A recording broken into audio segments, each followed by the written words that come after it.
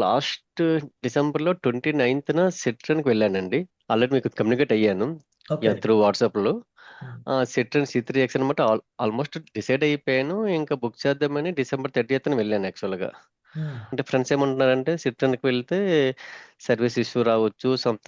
Something ఏమైనా issue వస్తే responsibility ఉంటది కదా!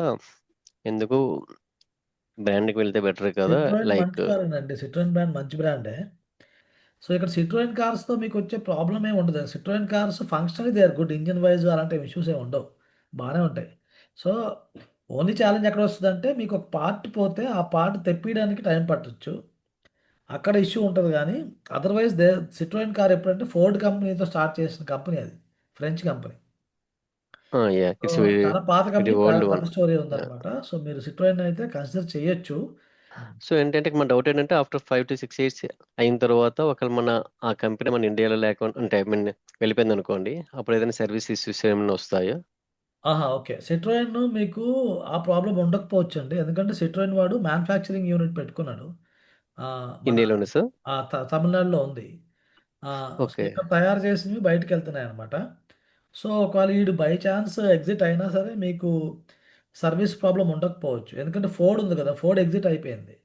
యాహ్! యాహ్! ఆ! కానీ ఫోర్డ్‌కి ఇంకా కస్టమర్స్‌కి ప్రాబ్లమ్ రావట్లేదు. ఎందుకంటే ఫోర్డ్ వాడిది ఉంది మనకి అది కూడా ఎక్కడో ఉంది తమిళనాడులోనే ఉంది సమ్‌వేర్.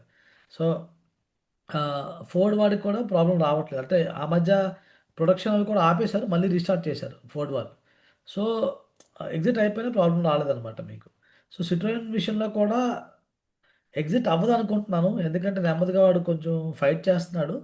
అండ్ ఈ మధ్య కొన్ని కార్స్ ఆడికి సేల్ అవుతున్నాయి. ఎయిర్ క్రాస్ ఎక్సెస్ సేల్ అవుతుంది బానే. ఇలా సిట్రోయిన్‌లో వేరే మోడల్స్ కూడా కొంచెం పికప్ అయితే వాడికి అర్థమైపోయింది. ఇప్పుడు ఇంతకుముందు స్టార్టింగ్‌లో ఏం చేశాడంటే ఫీచర్స్ ఇవ్వలేదు. డబ్బులు తక్కువ పెట్టాడు. తక్కువ పెట్టి ఫీచర్స్ కొంచెం నొక్కేసాడు. కానీ జనాలు ఫీచర్స్ కోసం చూస్తున్నారు అర్థమయ్యి ఇప్పుడు మోడిఫై చేస్తున్నాడు వాడు కార్స్ కూడా. So, chances are that company will survive. And ఒకవేళ ప్రాబ్లమ్ అయినా కూడా స్పేర్ పార్ట్స్ విషయంలో ప్రాబ్లమ్ అవ్వకూడదు. ఎందుకంటే వాళ్ళ ఎగ్జిస్టింగ్ ప్లాంట్ ఇక్కడ ఉంది కాబట్టి, పార్ట్స్ అయితే ఇక్కడి నుంచి సప్లై అవుతున్నాయి కాబట్టి మీకు ఇష్యూ ఉండకూడదు. Okay. Okay. Okay yeah! Sir. Yeah!